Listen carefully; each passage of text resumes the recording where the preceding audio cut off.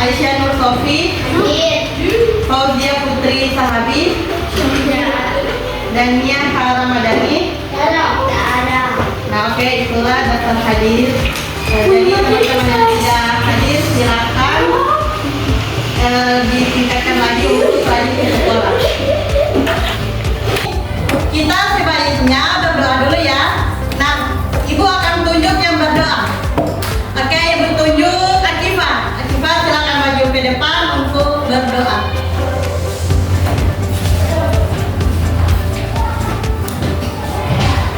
Berdoa. Silakan. Teman-teman, sebelum kita belajar, marilah kita berdoa. Berdoa dulu. Teman-teman, sebelum kita belajar, mari kita berdoa. Doa dimulai.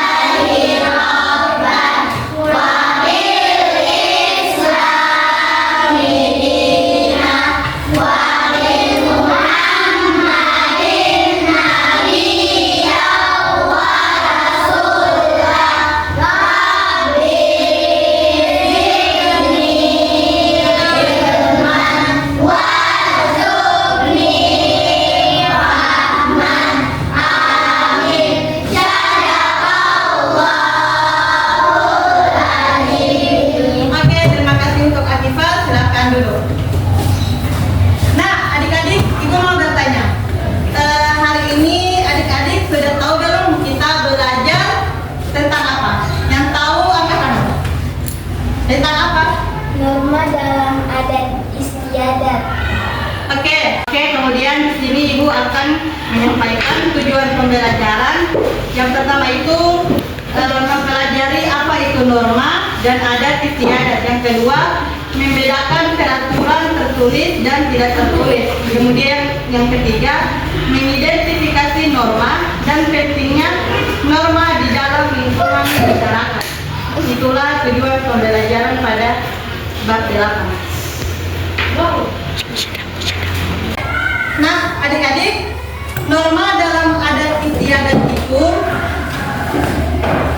adik-adik pernah mendengar tidak? Adat itu seperti apa? Nah, jadi adat itu seperti, contohnya kalau yang ada di Gorontalo itu tentang, nah ini, mungkin di gambar ini adik-adik pernah lihat ya, ini yang namanya Tolo Balamo atau Antar Harta.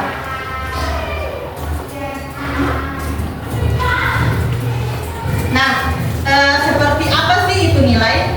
Nah, ini kan adik-adik bisa baca, nilai adalah sesuatu yang dianggap baik atau buruk di masyarakat. Nah, adik-adik mendengar kata baik dan buruk itu bagaimana? Yang baik itu seperti apa? Ada yang bisa menjelaskan? Syawal, yang baik itu bagaimana? Menolong teman kah? Saling menolong teman? Nah, saling membantu. Kalau yang buruk seperti apa? Sering mengejek. Nah, sering mengejek atau membuli. Selain itu apa? Selain mengejek, membuli. Ada yang tahu? Membuat orang merasa teman. Apa? Tidak dianggap teman. Nah, berarti dia tidak mau berteman, kayak dia pilih-pilih teman, begitu.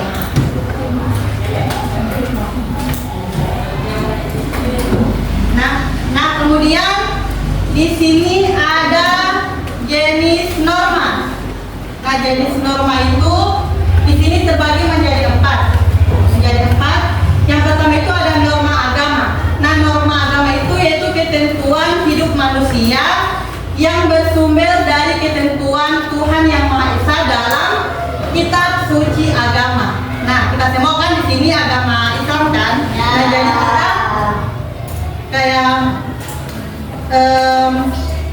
kita kayak kita berkeyakinan bahwa Tuhan itu cuma satu, tiada Tuhan selain Allah. Jangan bilang tiada Allah selain Tuhan ya, tidak boleh.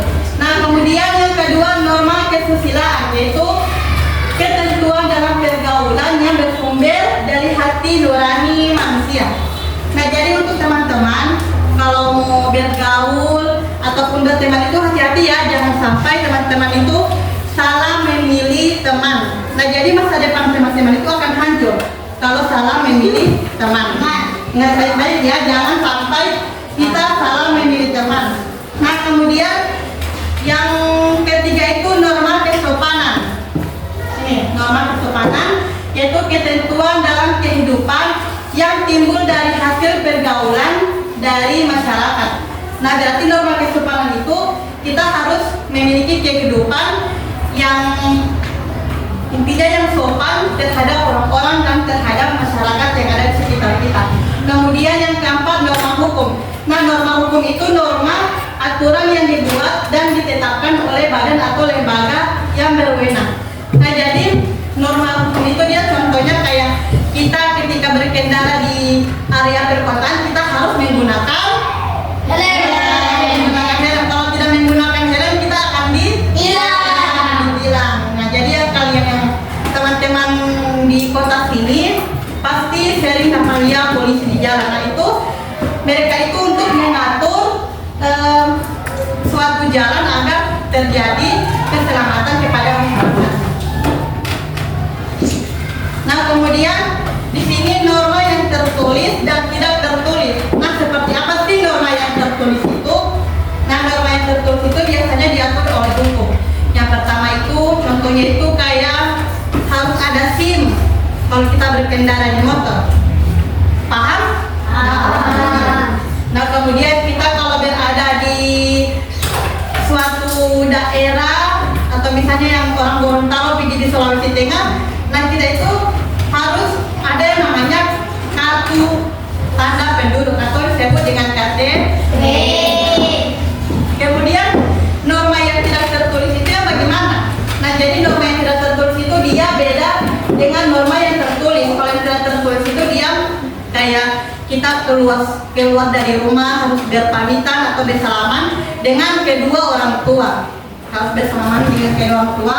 Kemudian kita bisa menolong sesama teman atau menolong orang yang lebih membutuhkan dari kita. Itu yang disebut dengan norma tidak tertulis.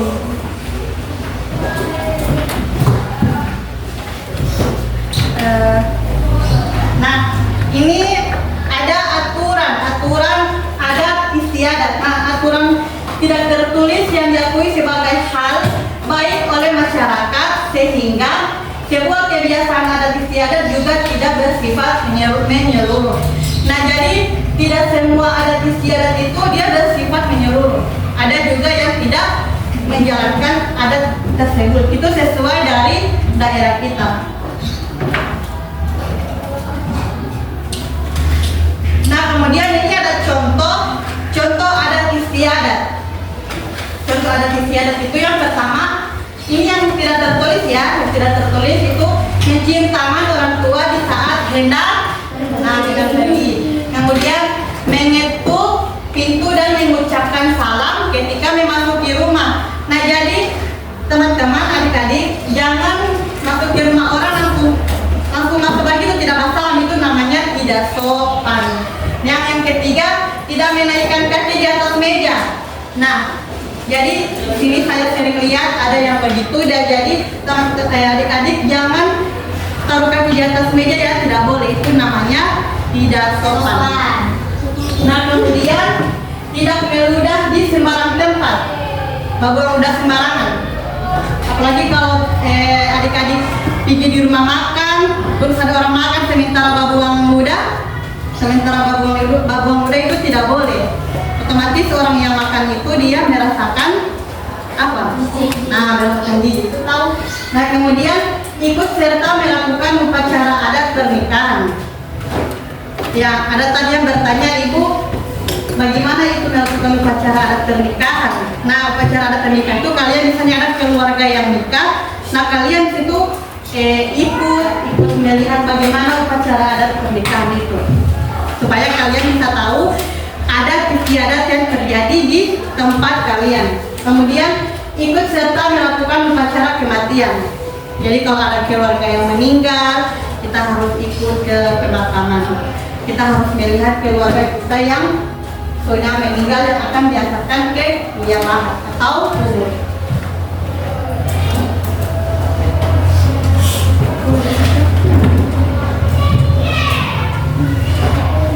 Nah, adik-adik masih semangat? Adik-adik masih semangat? Kelas 4 siap. Nah, kemudian selanjutnya ada norma adat istiadat.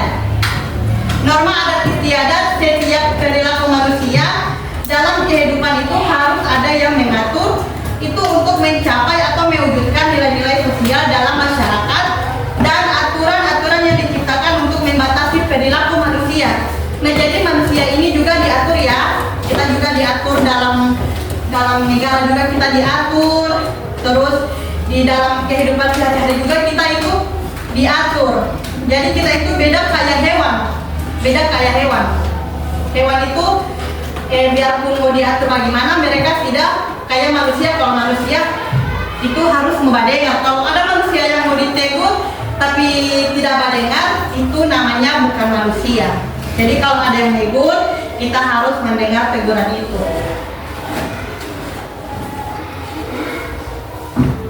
Oke, kemudian norma adat adalah tata kebiasaan yang berkaitan dengan pola perilaku masyarakat yang bersifat mengikat dengan sanksi yang keras bagi pelanggarnya. Nah, jadi kita masyarakat ketika melanggar sesuatu itu, kita akan kena hukuman, kita akan kena pelanggaran. Apalagi pelanggaran atau hukum yang sudah tertulis di dalam negara kita sendiri. Nah, kemudian ini ada contoh. Ini ada contoh, ada beberapa norma-norma adat di Indonesia yang tertulis dilestarikan. Contohnya ini ada di Gorontalo, Nah, ini kan tadi ada yang tahu ini apa? Ini namanya Tolo Barangu atau Asahatan. Kemudian ini yang namanya adat untuk penyambutan, kayak penyambutan bupati baru, itu DP nama langgar. Mungkin adik-adik baru dengar ya langgar. Itu DP nama langgar. Terus ini acara 7 bulanan. Ada yang pernah pergi di acara 7 bulanan? Ya. Belum pernah berarti ya? Nah, jadi adik-adik pasti bakalan tahu. Nah, kemudian kebiasaan secara turun-temurun itu menjadi salah satu tradisi. Nah, jadi di daerah kita atau di tempat tinggal adik-adik, ketika melihat sesuatu yang berbau atau berhubungan dengan adat istiadat, nah itu dia sudah turun-temurun, berarti sudah dari dulu kemari, sudah dari tahun kayak tahun nenek moyang kita, istilahnya seperti itu.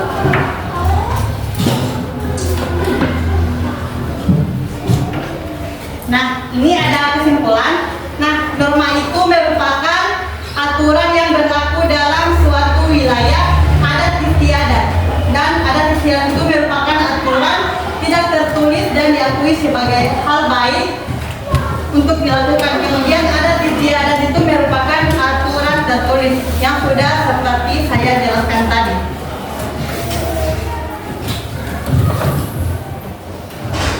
Nah, selanjutnya di sini ibu akan membagikan kalian kelompok. Nah, ini kelompok 1, ini kelompok 2, ini kelompok 3, dan ini kelompok 4. Ingat baik-baik ya nama kelompoknya. Nah, ini ada lembar kerja peserta didik atau yang disebut dengan LKPD, lembar kerja peserta didik.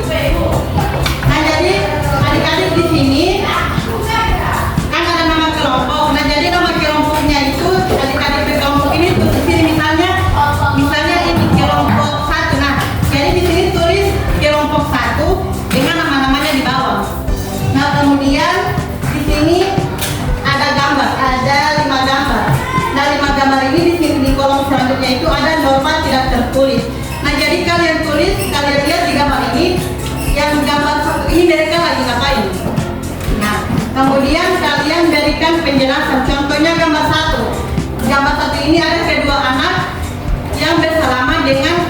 tuanya sebelum berangkat ke sekolah. Nah, berarti di sini kalian tulis penjelasannya. Contohnya begini. Seorang anak kecil, laki-laki dan perempuan, mereka sering atau selalu bersalaman ketika berangkat ke sekolah. Oke, itu lagi ya. Jadi satu lembar ini satu kelompok satu lembar. Jadi dikerja sama-sama ya. Kelompok 1, kelompok 2, ini kelompok 3, dan ini kelompok 4. Oke, silakan adik-adik untuk bekerja sama. Ini kerja sama, kerja kelompok, dan jangan ada yang ribut. Jangan ada yang kesana kemari. Jadi yang bekerja itu cuma tangan, mata, dan pendengaran. Jadi jangan ada mata-mata ria.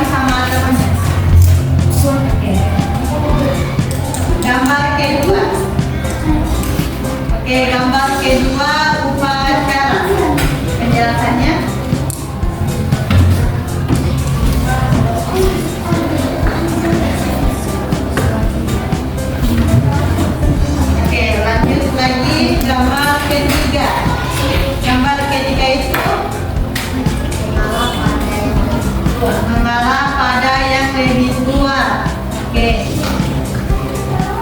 Kita harus membagian dua dari Oke. Selanjutnya gambar keempat. Membantu teman. Gambar keempat membantu teman.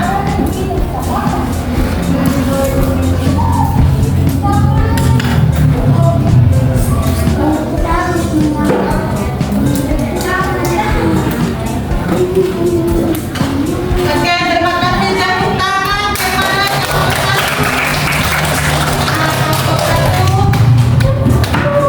kelompok satu sudah menjelaskan hasil kerja mereka. Silakan duduk. Oke. Dan selanjutnya kelompok dua silakan maju. Ajak teman kelompok dua. Oke. Secara bergantian ya. Dari Aktiva. Baca gambar pertama. Jelaskan. Nah, gambar pertama bersaliman atau bersalaman dengan orang tua. Jelaskan.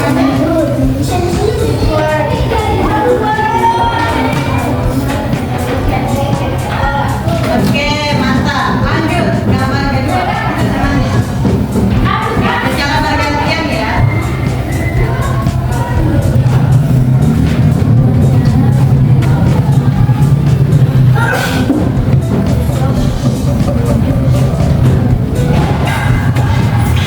Oke, selanjutnya gambar ketiga. Oke, penjelasannya.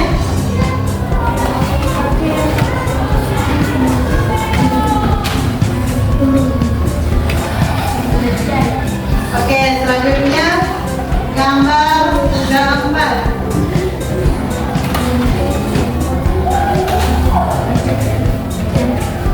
Oke, penjelasannya. Lanjut gambar terakhir. Oke, jelas.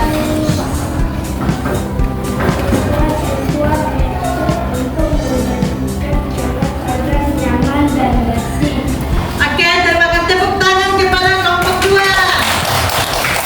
Oke, silakan duduk. Selanjutnya kelompok tiga maju. Ayo kelompok tiga, ajak teman untuk berdiskusi.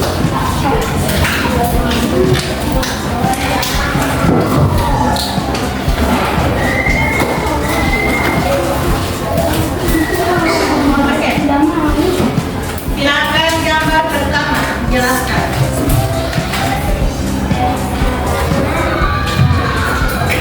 Penjelasannya.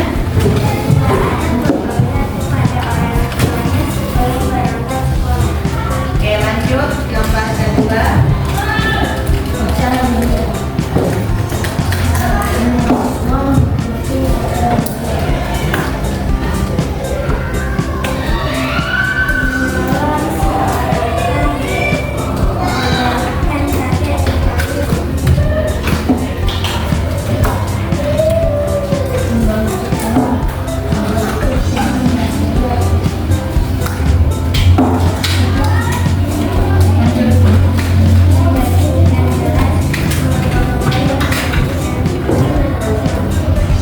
Oke, terima kasih. Tepuk tangan kepada.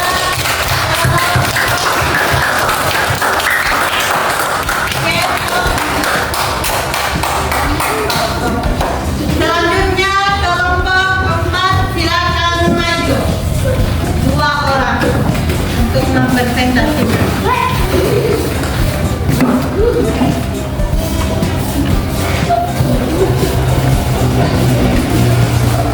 Oke.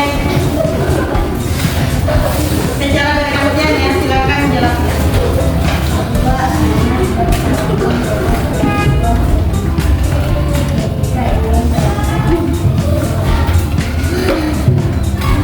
Oke, lanjut. Oke, bergantian.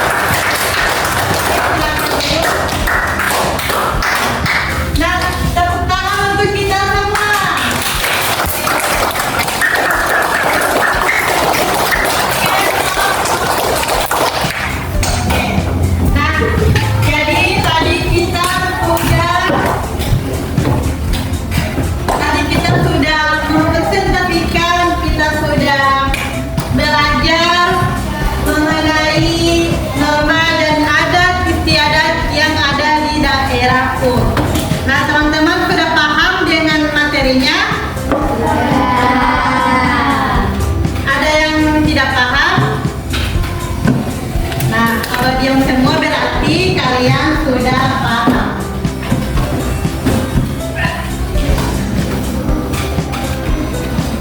Adik-adik masih semangat?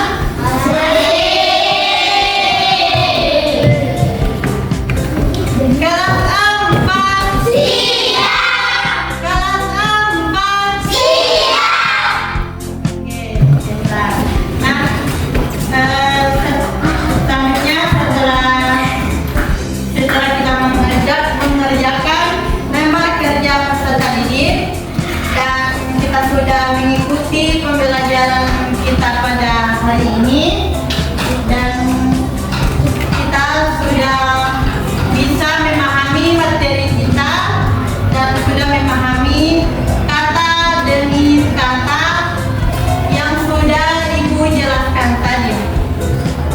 Nah, sebelum Ibu mengakhiri ini, Ibu akan mengulang kembali tentang norma dalam adat istiadat. Nah, jadi di sini ada kesimpulannya ya, tadi juga sudah Ibu jelaskan bahwa norma itu aturan yang berlaku di suatu wilayah dan ada juga merupakan tradisi turun temurun. Dan di situ Ibu jelaskan tadi ada yang namanya norma tertulis dan norma tidak tertulis. Dan Ibu sudah kasih kalian LKPD atau lembar kerja peserta didik untuk bisa dapat membantu adik-adik bisa memahami seperti apa itu norma dan adat istiadat tertulis maupun yang tidak tertulis. Oke, Ibu ada satu yel-yel untuk kita menutup pembelajaran kita pada pagi menjelang siang ini. Oke, ikutin Ibu ya. Oke, anak kelas 4 siap belajar menuntut ilmu agar kita bisa pintar. Terima kasih adik-adik. Itulah materi Ibu pada pagi menjelang siang ini tentang norma dalam adat istiadat daerah. Nah, sebelum Ibu menutup pembelajaran ini, kita tutup dengan doa ya, karena kita membuka pembelajaran kita dengan membaca doa. Jadi kalau Ibu mau tutup pembelajaran, kita juga harus berdoa.